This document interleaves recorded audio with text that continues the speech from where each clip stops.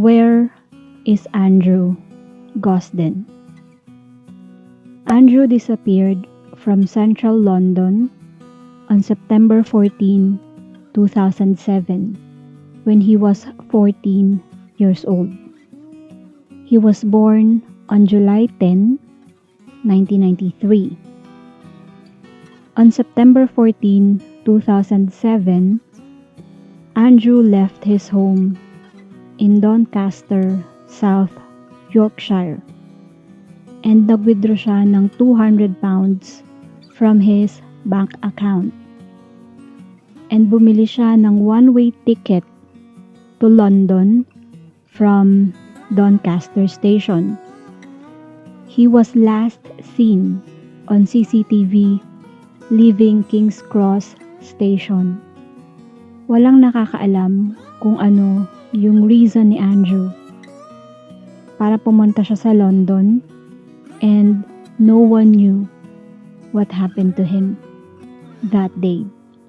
Ang sabi pa nung nagbenta ng ticket kay Andrew, actually, Andrew was offered a two-way ticket, kumbaga back and forth, because konti na lang yung idadagdag ni Andrew para makakuha din siya ng return ticket to Doncaster, pero he refused.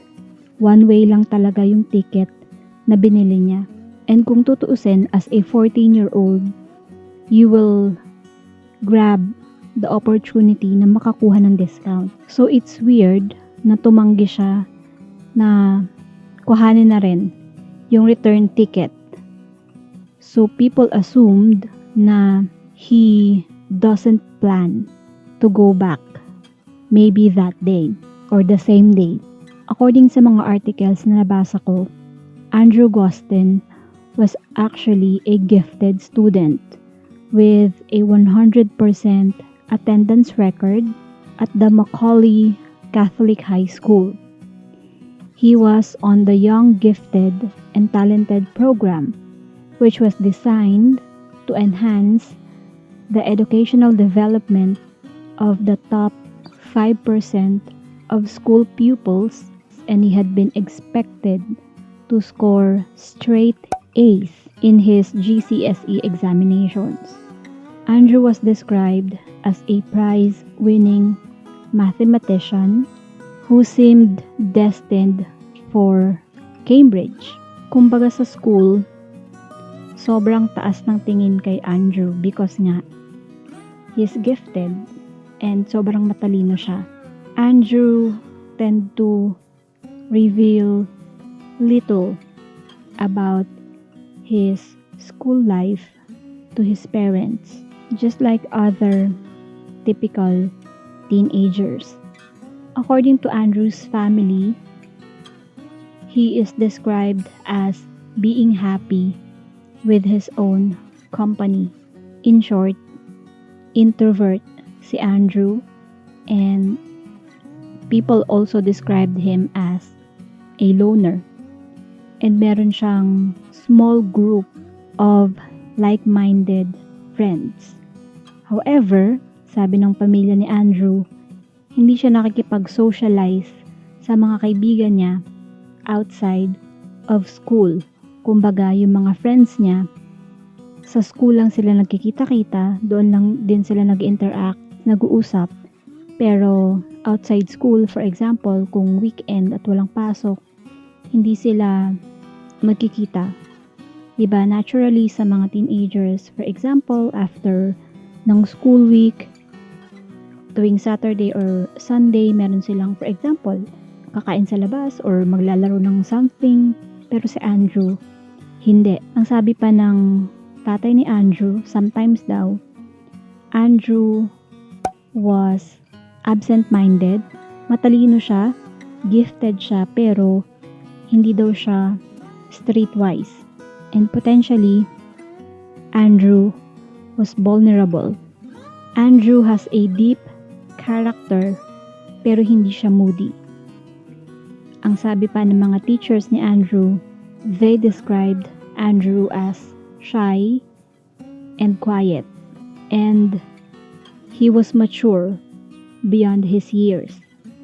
The Gosden family lived in Balby, a suburb of Doncaster. Andrew's parents are both committed Anglican Christians, but had not baptized their children as they did not want to impose their views on them. Kumbaga gusto ni Mr. and Mrs. Gosden na bigyan ng kalayaan yung mga anak nila if they want to attend the same church, and gusto nilang bigyan ng kalayaan yung mga anak nila na piliin kung ano yung magiging beliefs nila and views spiritually. Prior sa pagkawala ni Andrew had not been to church for 18 months. He had been a Cub Scout but told his father that he would no longer involve himself with the group a few months before his disappearance. Andrew's family described him as a quote-unquote homebird because he rarely left the house except kung papasok siya ng school. And hindi umaalis ng bahay si Andrew nang hindi niya pinapaalam sa mga magulang niya kung saan siya pupunta. And Andrew was known to his family as Roo, R-O-O. Yun yung nickname niya sa family. On the morning of Andrew's disappearance, he had difficulty waking up and he seemed irritable that day. Ang sabi ng mother ni Andrew na it was unusual because it was normally the time kung kailan talaga nagigising si Andrew.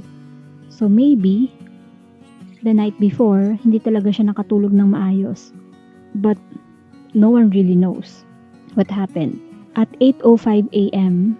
on September 14, 2007, Andrew left his house and someone saw him walking across the local park in Westfield to his usual bus stop. He was seen by a family friend, Reverend Alan Murray, who was sitting on a bench in the park. And instead of taking the school bus, according to Reverend Alan, Andrew diverted from his usual route and walked to a cash machine at a local garage. Doon nga, nag-withdraw siya ng 200 pounds sa kanyang bank account, which was almost all of his money. Kasi yung laman lang naman ng account niya ay 214 pounds. But the ATM would only allow withdrawals of 20-pound notes. After nun, Andrew was captured on a neighbor's CCTV system returning home. At home, nilagay niya yung uniform niya sa washing machine and yung kanyang blazer on the back of his chair. And then nagpalit siya ng damit into a casual clothes, which was a black slipknot t-shirt and black jeans, and took a bag embellished with various patches of rock and metal bands. He also took his wallet, keys, and a PlayStation portable console. No other possessions were identified as missing in his room. So yun lang yung dala niya nung umalis siya. Ang sabi ng father ni Andrew na his son did not appear to have taken a sweatshirt or coat with him. And hindi rin niya dinala yung charger niya para sa kanyang PSP, which was weird. Because if you are going somewhere, of course, kung may dala kang PSP at gagamitin mo yon, eventually malulubat. So, dapat may dala kang charger. And iniwan din ni Andrew yung 100 pounds na cash na inipon niya from his birthdays. At around 8:30 a.m., Andrew left the house and he was seen heading down Littlemore Lane towards Westfield Park. he was seen on a neighbor's CCTV. Naglakad siya papunta sa Doncaster Railway Station, and as I've said earlier, one way lang yung ticket na binili niya to London. And sinabi ko rin kanina na yung ticket seller nag-offer kay Andrew na ang kailangan lang pala niyang indagdag is £1 para sa return ticket. Kumaga makakamura siya kung bibili na rin siya ng return ticket, but he insisted on purchasing just a single ticket to London. At around 9:30 a.m., Andrew was witnessed boarding the train to King's Cross Station alone. He was alone. May isang babae nag-report na he was sitting next to Andrew, and she described the boy as quiet and engrossed in playing his video game console. So as I've said earlier, kung ginamit pala niya at naglaro siya ng PlayStation niya, eventually malulubat yun. So, dapat may dala siyang charger, di ba? When Andrew failed to attend his classes, his morning classes at his school, his teachers tried to contact his parents. The school believed that they had called Andrew's parents and left a message informing them that Andrew had not attended school. However, the school dialed the number of the parents, either above or below Andrew in the register, and the message was left for the wrong person. So, syempre may listahan ng mga estudyante, and doon sa tapat ng pangalan ng estudyante, nandoon yung number ng guardian or ng parents ng student. So, nagkamali siguro ng tingin yung school secretary or registrar. So, ang natawagan, imbes na Andrew Gosden, maybe yung student na next to him doon sa list, or maybe yung student before him. I know you get what I mean. Kung, di ba kunyari, if it's alphabetical, so lahat ng G, magkakahana yan sa listahan. So, maybe, imbes na Gosden, Gatchalian, ganyan yung natawagan, or Gomez, for example. So, yung message was left sa maling tao, sa maling magulang. At 11:20 ng umaga, nakarating si Andrew sa King's Cross Station, and na-capture siya sa CCTV leaving the main entrance of the station at 11:25 a.m. It was the last confirmed sighting of Andrew Gosden. He was never heard from or seen ever again. He had been missing for over 13 years. And he would have been 27 years old this year, 2020. Noong June 2018, ni-reveal ng Gosden family na someone had reported an online conversation with an individual with the username Andy Rue, who claimed that their boyfriend had left them and they needed £200 to cover rent. When someone offered to send them money, kiname ng user nung Andy Rue na wala siyang bank account because he quote-unquote left home when he was 14. Of course, inimbestigahan ng mga police because, as I've said earlier, Andrew's family calls him Rue as a pet name siguro, pero yung taong nagkiklaim as Andy Rue was not identified. Andrew's family have kept his room as he left it.